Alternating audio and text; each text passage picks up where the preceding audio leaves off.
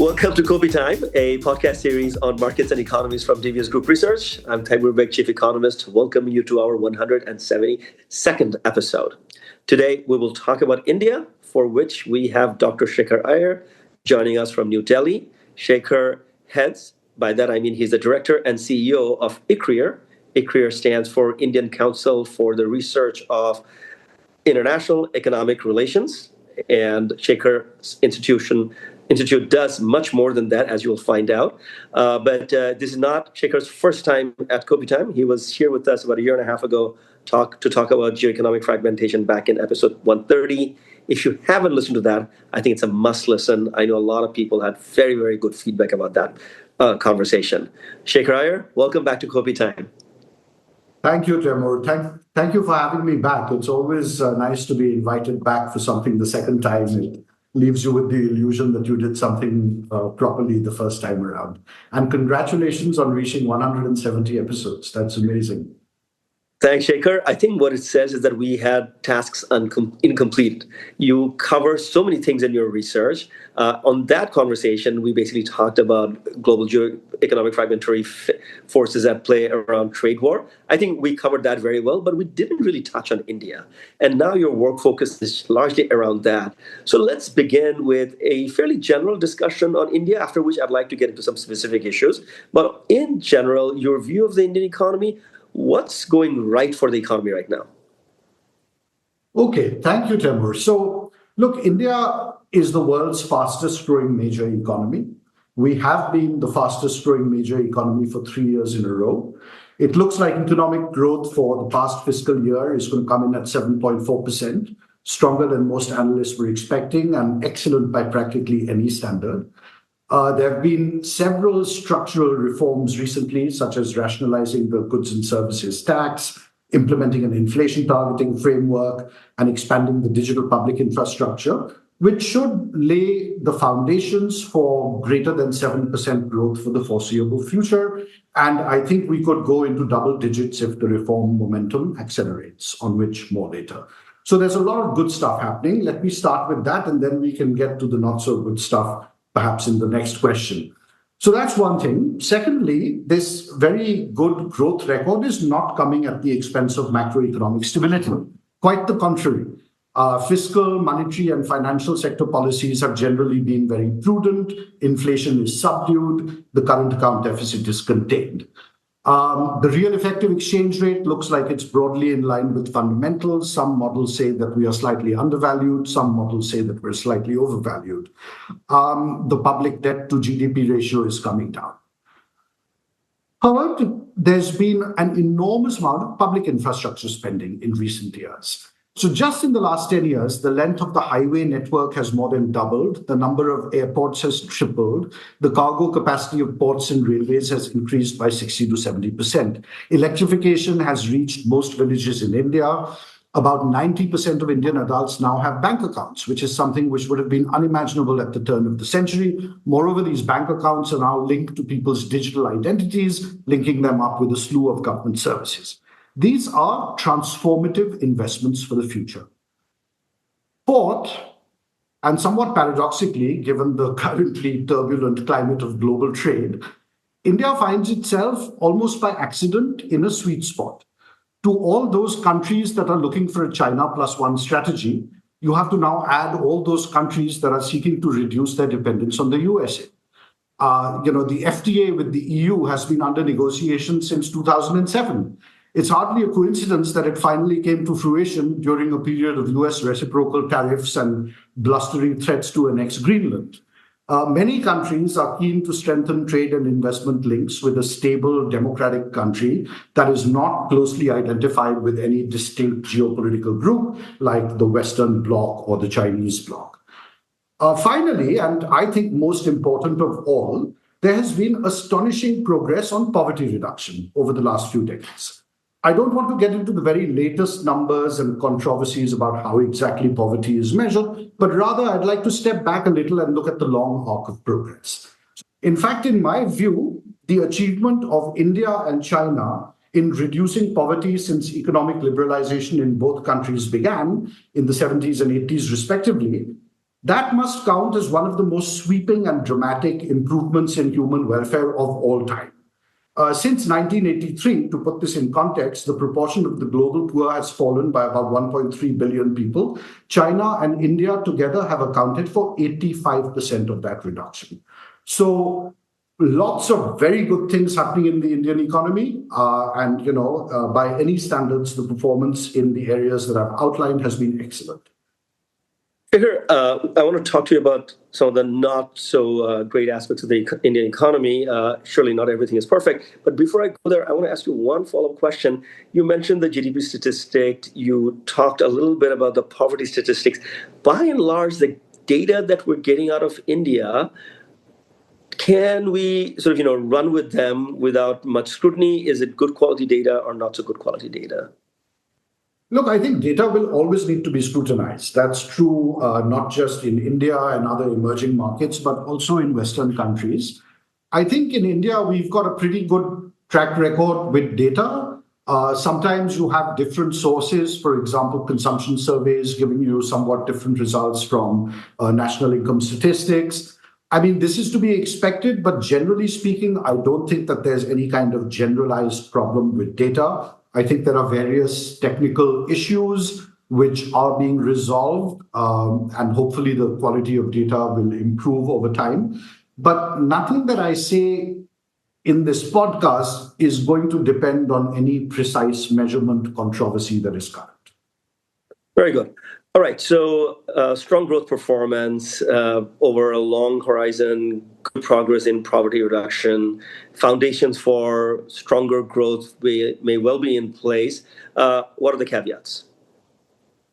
Okay, so many caveats, right? I've given you what is a pretty broad silver lining, but let me delve into the dark clouds behind that. So to begin with, we have far too many people in the agricultural sector, where productivity and incomes are very low.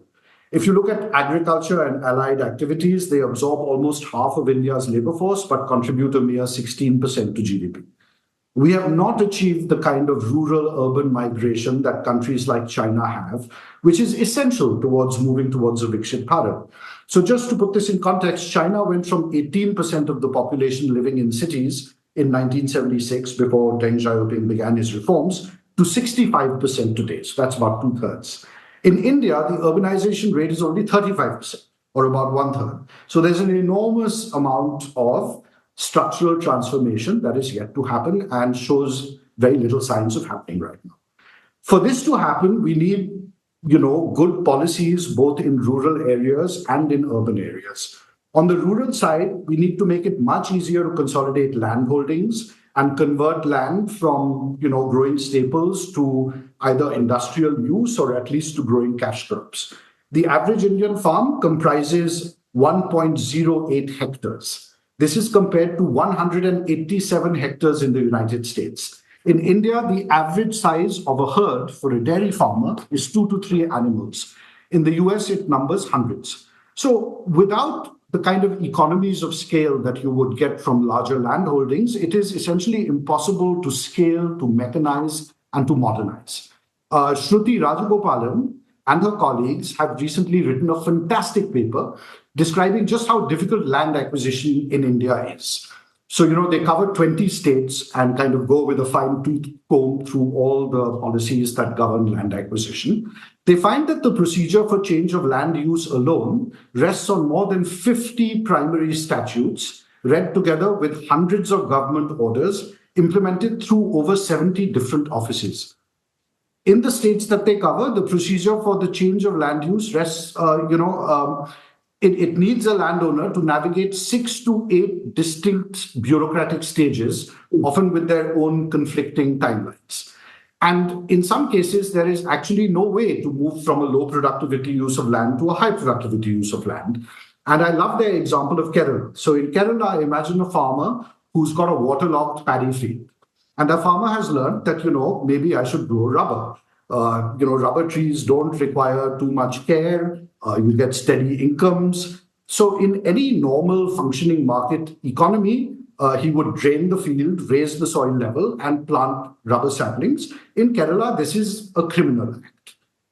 You are allowed to grow intermediary crops on paddy fields. crops that grow between the two regular cycles of paddy, because they are regarded as temporary and short term.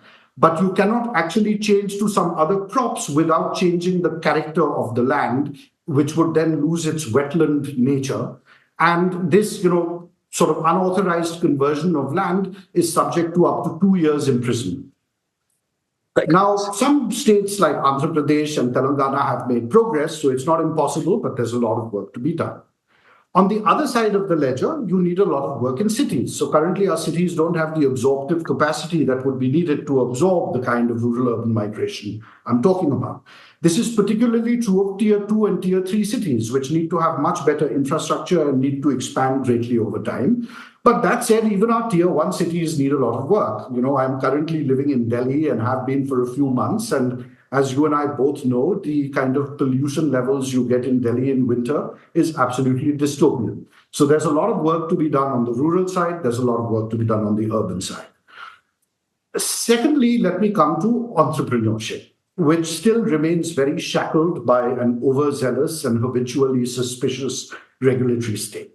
So, I'm constantly reminded of Pilu Modi's question to Indira Gandhi on the floor of Parliament, asking why Indian entrepreneurs flourish everywhere in the world except in India.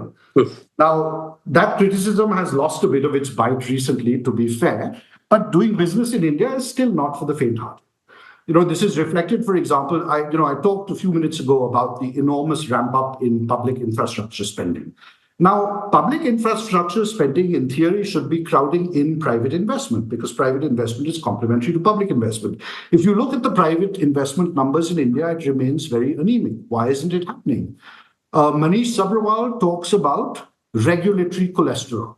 The idea that the system is so clogged up with regulations, permissions, licenses, and criminal penalties that it impedes entrepreneurship to begin with, and then impedes scaling up if somehow entrepreneurship takes root in inhospitable soil.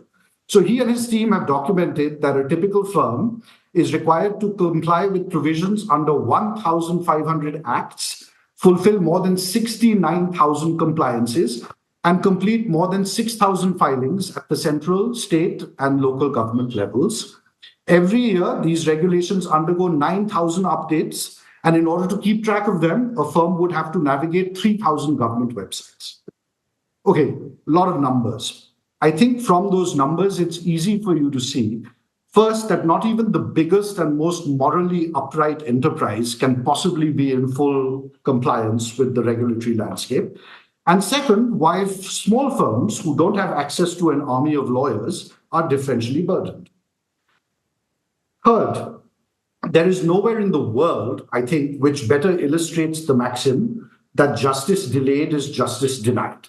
Judicial backlog is a critical systemic crisis in India with over 5 crore cases pending across all court levels, especially the lower levels. This massive backlog is driven by a very low judge to population ratio, inadequate infrastructure, and excessive government litigation. So the government is party to about 50% of all pending cases in India. Cases can take decades. There are over 1.2 crore cases pending in lower courts, which are over 5 years old. This is, pun fully intended, a criminal state of affairs.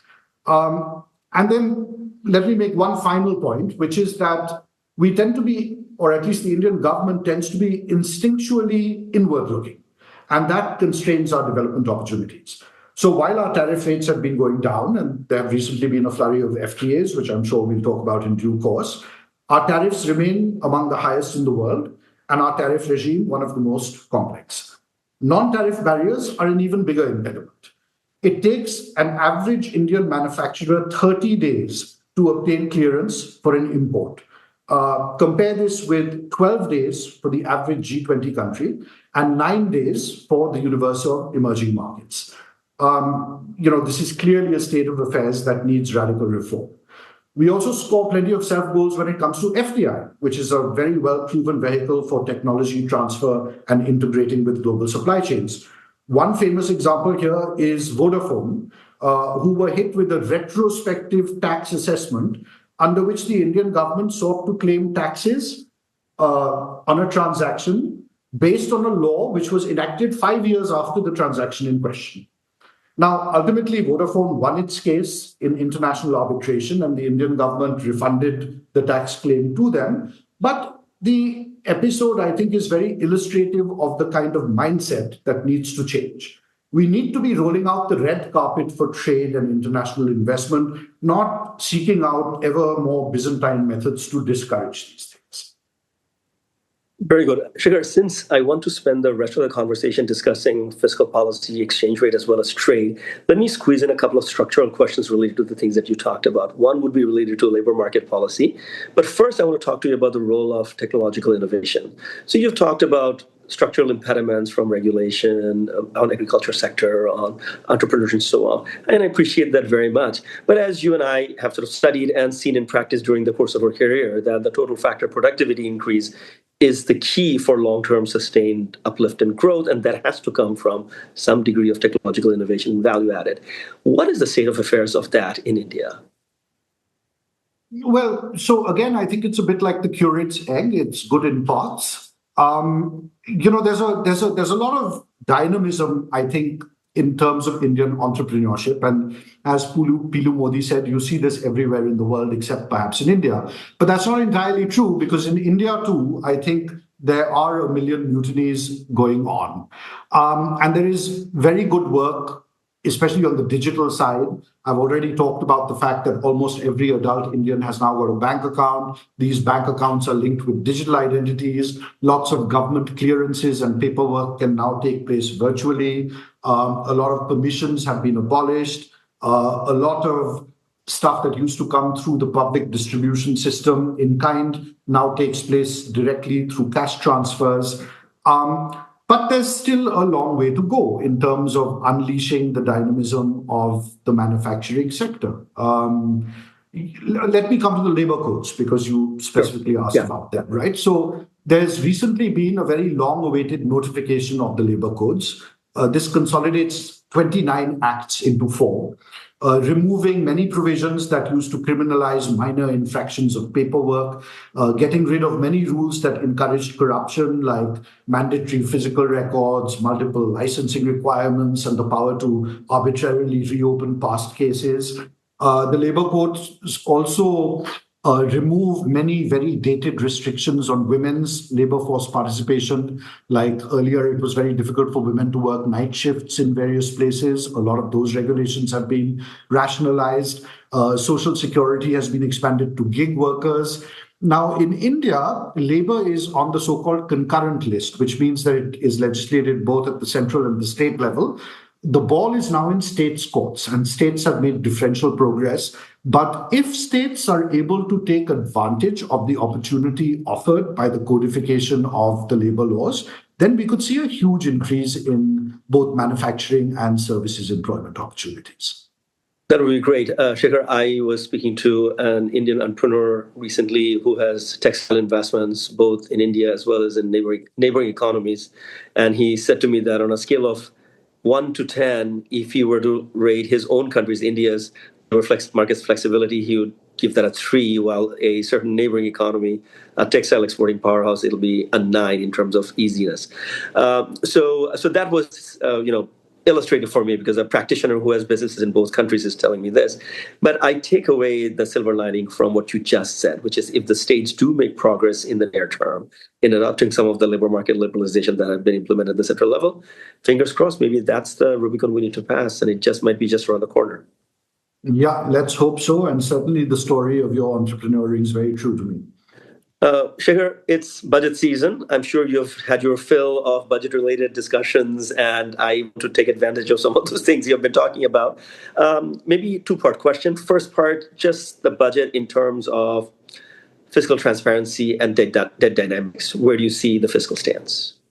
So I think really that, that's the most heartening thing about the budget, which, if I may say, is a worthy but unspectacular budget that makes incremental progress in the right direction.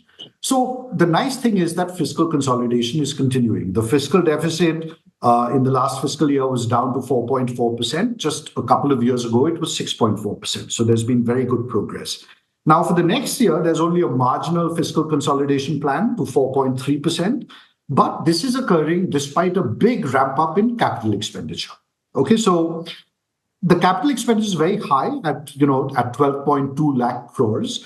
But even more important than this headline, there are also grants in aid to states that go. If you add up the grants in aid for capital expenditure together with the central government's capex number, it amounts to about 4.4% of GDP, which is basically almost exactly equal to the fiscal deficit. So one way to think about this is that the government is borrowing entirely to finance new investment, and that's a good thing.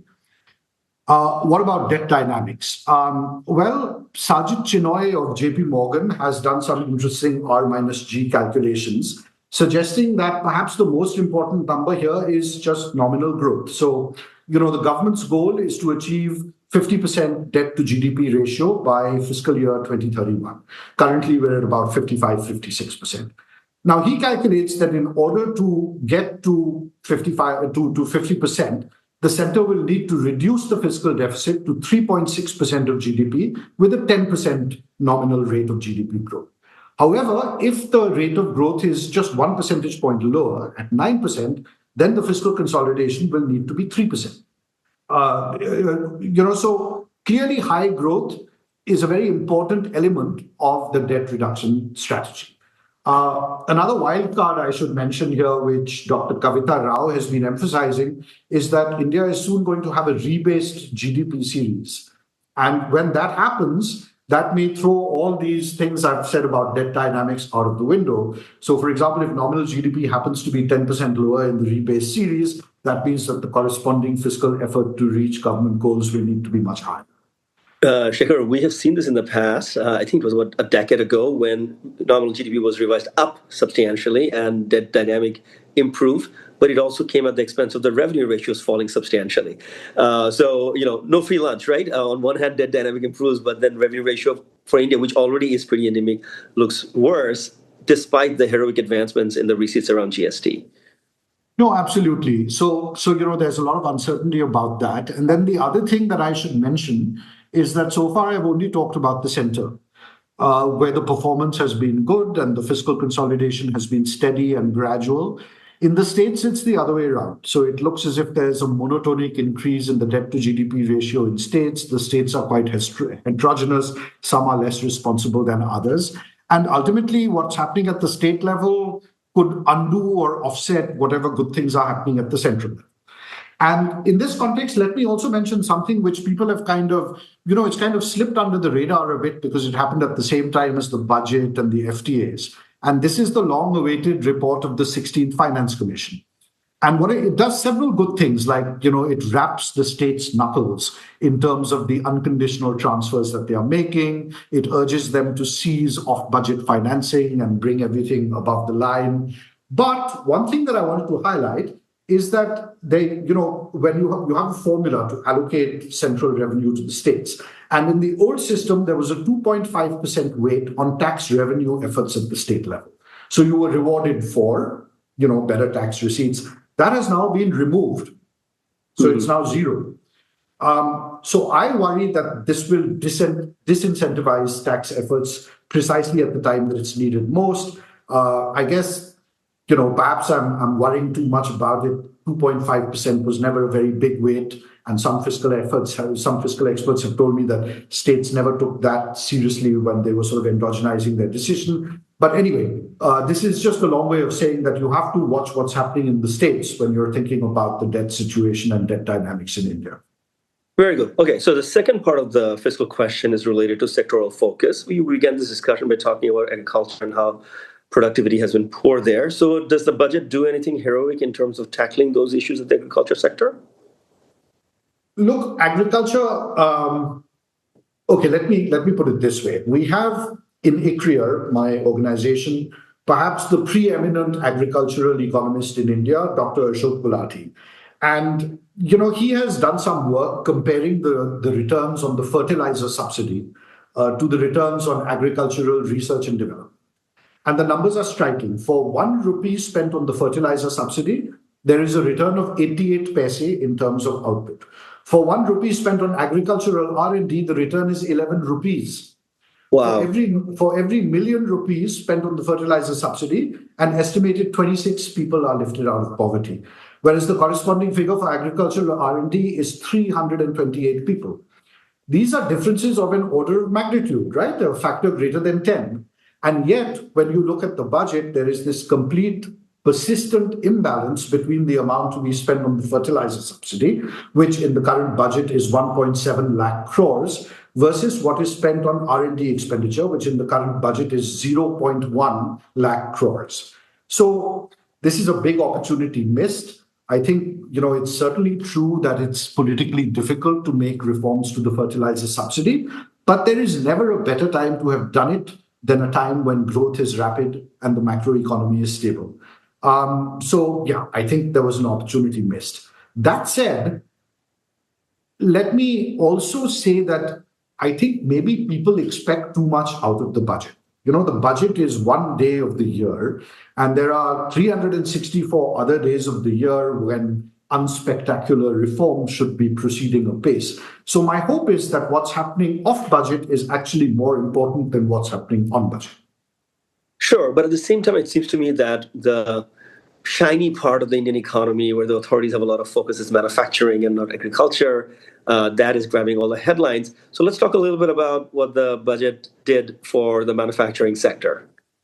So there's a lot of SOPs for the manufacturing sector. There's a lot of rhetoric in the budget about the importance of MSMEs, which account for the bulk of manufacturing employment in India.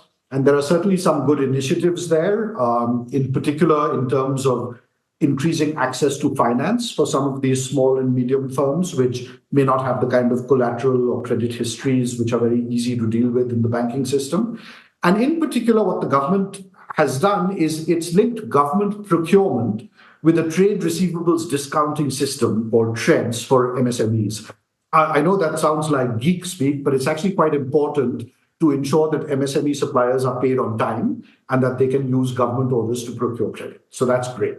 There's a number of very worthy programs and initiatives. In my view, all these feints at industrial policy are ultimately far less important than horizontal structural reforms to lift all boats. And as we said a minute ago, a lot of that stuff should be happening on the other 364 non-budget days of the year. There is a truckload of empirical evidence to suggest that the returns from broad-based measures, to cut red tape, lower regulatory burdens on businesses, free up labor markets, land markets, international competition, are far higher than the returns from subsidizing favored industries. Shekhar, I hope this message resonates because I think it's a very critical one. And I'll make sure that when we create like a summary, not an AI-generated summary, but my own summary of this podcast, I will stress on this point because I think you and I both agree that that's where the critical foundation of future uplift of growth lie. Shekhar, economists have long talked about how India sort of went through premature deindustrialization, and when it should have been ramping up manufacturing, it sort of let services blossom. So what is the state of the services sector, and how is this budget directly or indirectly helping the services sector? So indeed, in India, Arvind Subramaniam and Devesh Kapoor have recently written this tome about India's development journey since independence. And it's a great book in many respects. And, they talk about India as a precocious democracy, not in the sense of having done things early, but in the sense of having done things in a different order from the universal pattern. And what you are mentioning is one of the key elements of that precocious democracy, that in India, instead of going from agriculture to manufacturing to services, we seem to have kind of, first of all, continued to be very heavily in agriculture, and then to the extent that a shift has taken place, it's taken place to services, not to manufacturing. Now, look, we have a good record in services, especially on the balance of payments, where services are becoming increasingly important. If you look at global capability centers, there's a bunch of multinationals which are coming into India and using global capability centers, not just for back office operations, which are sort of low value added, but increasingly high level design work, R&D, very high value added, very good jobs. So the budget itself, again, has targeted initiatives for certain sectors in the services. I guess the most notable is that foreign companies providing cloud services to global customers through domestic data centers get a tax holiday till 2047. There are also some provisions reducing the amount of paperwork for GCCs to provide service for global clients.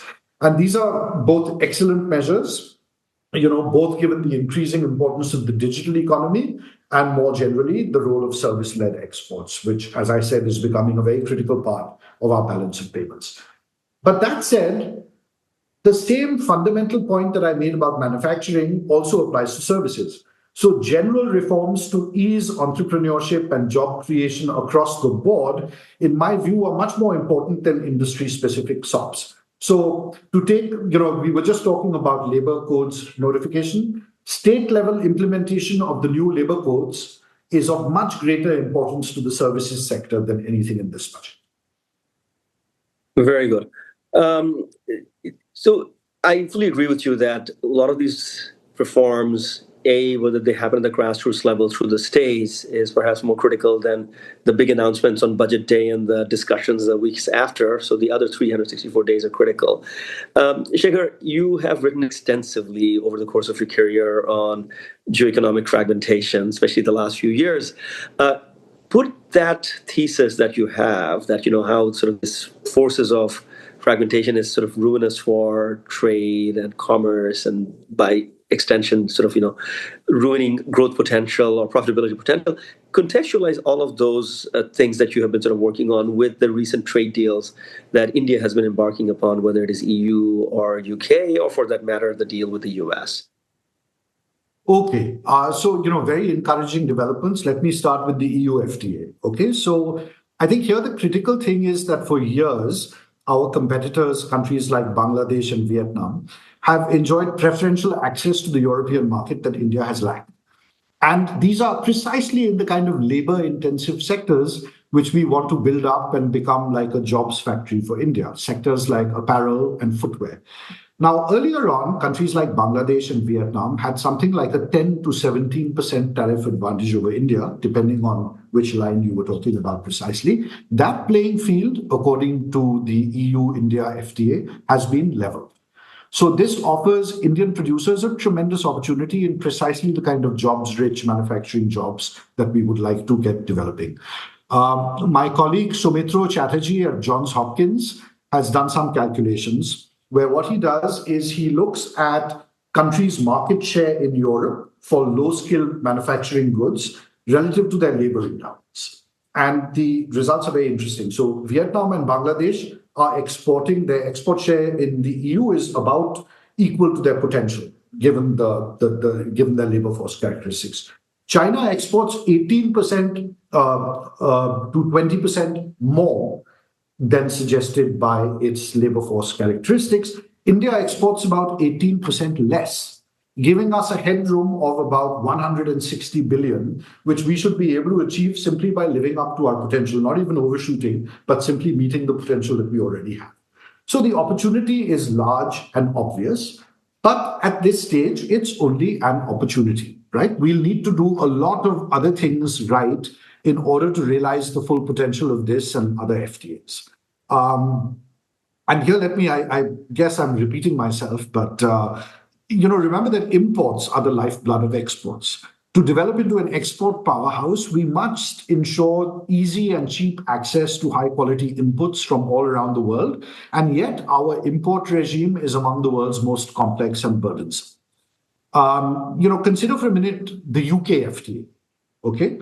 The UK schedule in that FTA has three categories: zero duty, excluded, or quota-based access. India's schedule has more than 20. If you look at our MFN tariff schedule, it's full of exceptions and conditionalities and includes more than 140 unique tariff rates. So, this is the kind of complexity that invites disputes, delays, standards issues. I'll give you another example. Volkswagen was recently asked to pay $1.4 billion in fines because it imported auto parts in separate consignments taxed at 5 to 15%, rather than as a single shipment, which would have been taxed at over 30%.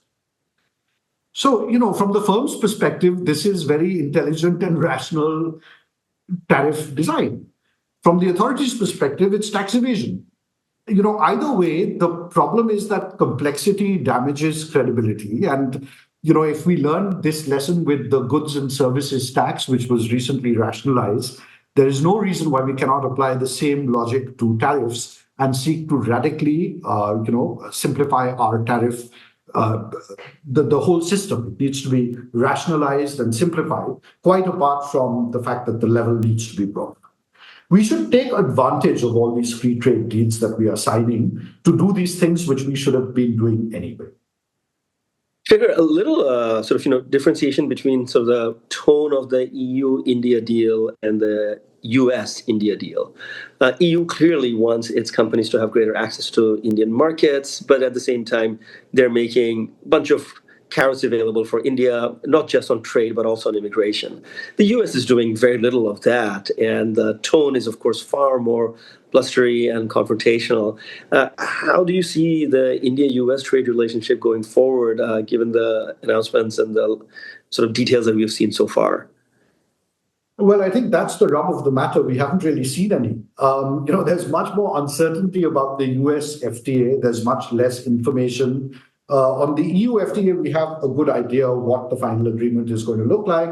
Not so for the US. And also, in addition, as you know, there is the Supreme Court judgment hanging over President Trump's power to impose reciprocal tariffs to begin with, at least using the instruments that he's been adopting. So there's a lot of uncertainty.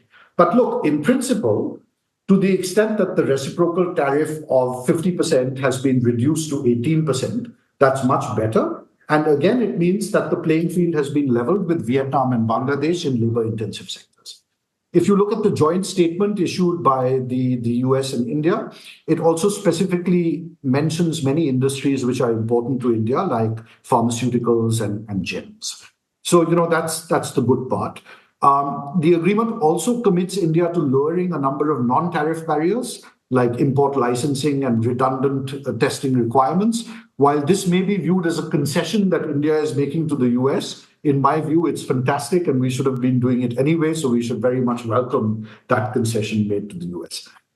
But my big concern, coming back to geoeconomic fragmentation and what we were talking about a minute earlier, is that this FTA might seek to circumscribe our engagement with other economies around the world.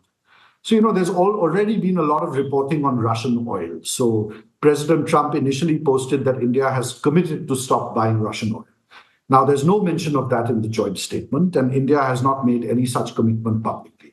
The joint statement also contains a reference to actions to address the non-market policies of third countries. So, this is a not so subtle reference to China.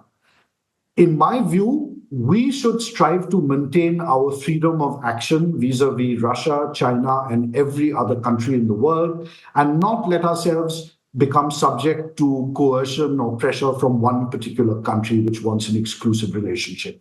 Although the multilateral trading system is currently in disarray, and if you look at the adjudication body of the WTO, the appellate body, it's defunct, because the US, for many years, it actually started under the Biden administration, has been refusing to appoint judges to the appellate body. But that said, we should still strive to make sure that whatever FTAs we sign are consistent with the multilateral spirit of the WTO. For too long, India has been a backbencher when it comes to setting the rules of the multilateral trading system. We are now large enough and powerful enough and attractive enough as a trade partner to be one of the founding members of the next avatar of multilateralism. And a good step in that direction would be to be very careful about the spirit of the FTAs that we sign today.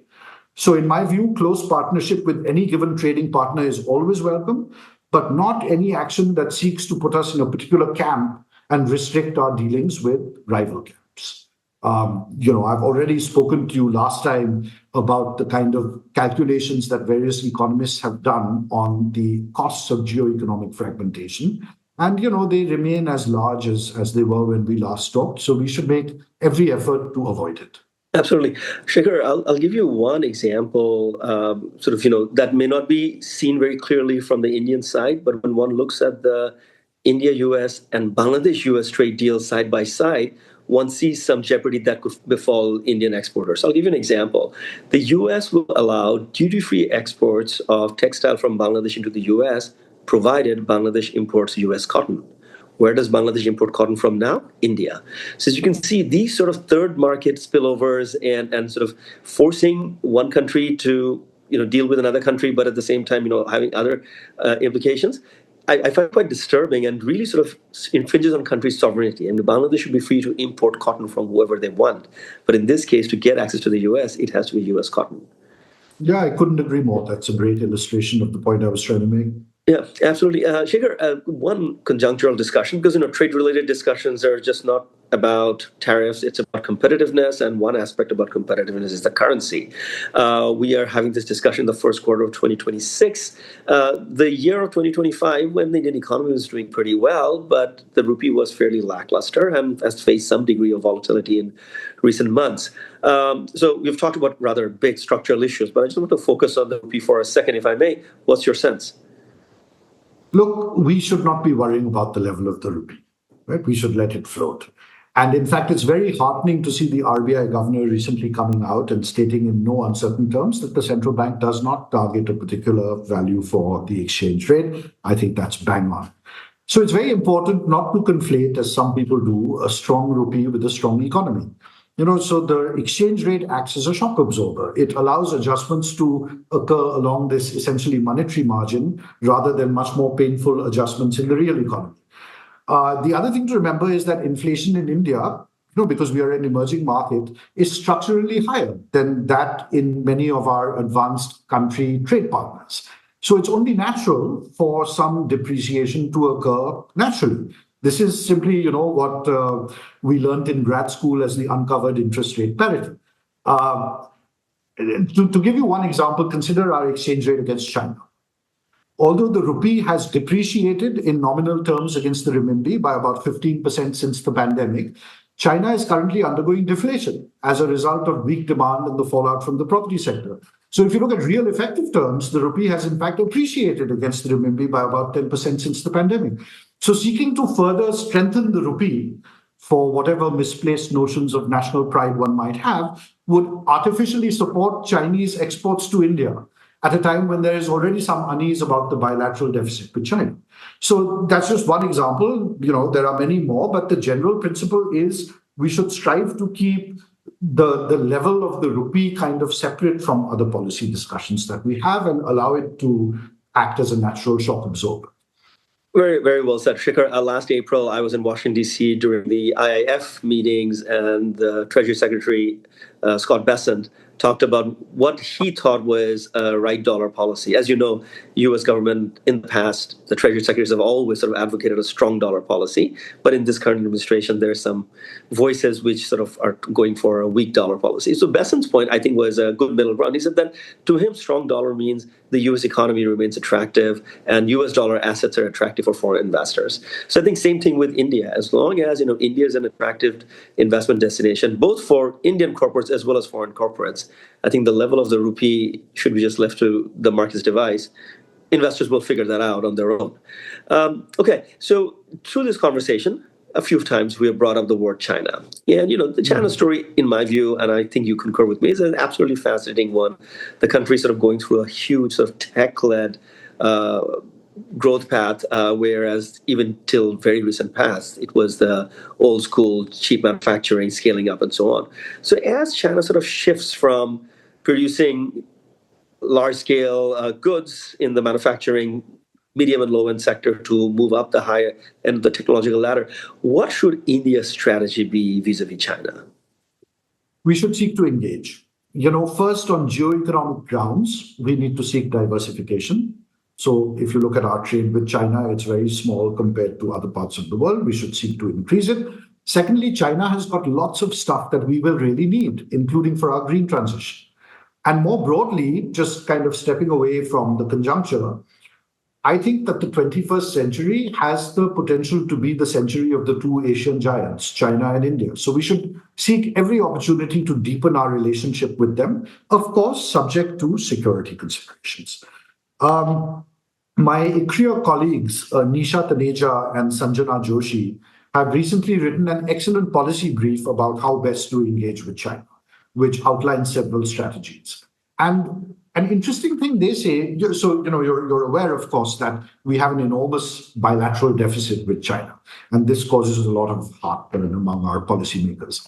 The biggest problem, apparently, is not so much tariffs that Chinese put on Indian imports, but non-tariff barriers. So in particular, if you talk to pharmaceutical business people in India, they say that China does not permit retesting by third-party labs if products fail some kind of initial random sampling, which means that the testing lab's decision is final, non-transparent, and non-appealable. Another major impediment that Indian exporters face is the lack of information on regulatory and documentary requirements, which are often only present in Mandarin. And we don't have enough Chinese speakers who can penetrate those documents and figure out what are the right procedures to be following. So a lot of NTBs rather than tariff barriers. And this is something that could, in principle, be solved quite easily if there's goodwill on both sides. So the suggestion that my colleagues at ICRIER make is that we should have a high-level joint task force of trade and technical experts, which would facilitate, the sharing of trade-related information, regulations, translations, and then kind of monitor and resolve non-tariff barriers through regular consultations and perhaps some kind of joint testing facilities. So that's on the trade side. We should also be inviting much more FDI from China, which is now the global technology leader in many industries, including in green technology. This would simply be repeating the kind of successes that China had in its not so distant past, when it was inviting FDI into China with an explicit eye on using that investment to move up the technological ladder itself. There's no reason why we cannot replicate that strategy. In fact, there's a recent very illuminating paper by Rakesh Mohan and Janak Raj, which really underlines the case for much greater engagement with China on macroeconomic grounds related to the green transition. So they do something quite interesting. They do some calculations on India's climate financing needs for meeting our own net zero commitments. And they find that until 2030, there will need to be an inflow of foreign capital for financing the transition of about 1.4% of GDP annually, net of the current account deficit. But then when you look at India's capacity to manage this kind of inflow without drastically expanding our monetary base and incurring inflation, this is only possible through a combination of a larger current account deficit and an increased domestic savings rate. So this is just a complicated macroeconomic lens of saying something which is quite simple, which is to meet our climate goals, we will need to expand our imports. Specifically, imports that are needed for the green transition, where China has a tremendous cost advantage over other countries. So, take battery storage technology. This is going to become increasingly important for India as we integrate renewable energy sources into our grid. And China is the world's most efficient producer of this technology. So, in other words, if we are serious about meeting our own net zero targets, then greater trade with China is inevitable. So, we should take advantage of the post-Galwan Thaw that we currently have to try to greatly increase our engagement in terms of trade, in terms of FDI, in terms of person-to-person contacts. We should be striding we're already in this century, but this century is a part that in some sense we will need to walk together. Right. Shekhar, now, of course, I would like to think that this century is not just India and China's, but also broadly Asia's, which includes Southeast Asia, my region. I guess my final question for you is that, when I look at an electronics product, it may say made in China, designed in US, or assembled in India, but the fact of the matter is they're actually made in Asia. Components from Singapore to Vietnam to Malaysia, Korea, Taiwan, things are moving around, memory chips to displays. Will India become a part of that supply chain? Because right now, India is doing a pretty good job of assembling a lot of Asian-made products, but not necessarily having the OEMs made in India. Do you see signs of that transition taking place? And also related to that, that transition would require India to become a little more integrated with Southeast Asia. Where do we go there? So absolutely, this is something which is very necessary, and I'm optimistic about our chances of doing this. Let me try to say that there are two aspects to it: hard infrastructure and soft infrastructure. And we're doing very well, as I outlined, on the hard infrastructure. If you look at the expansion of our port facilities, improvement in logistics, airports, highways, all of that stuff is going as reasonably well as you can expect.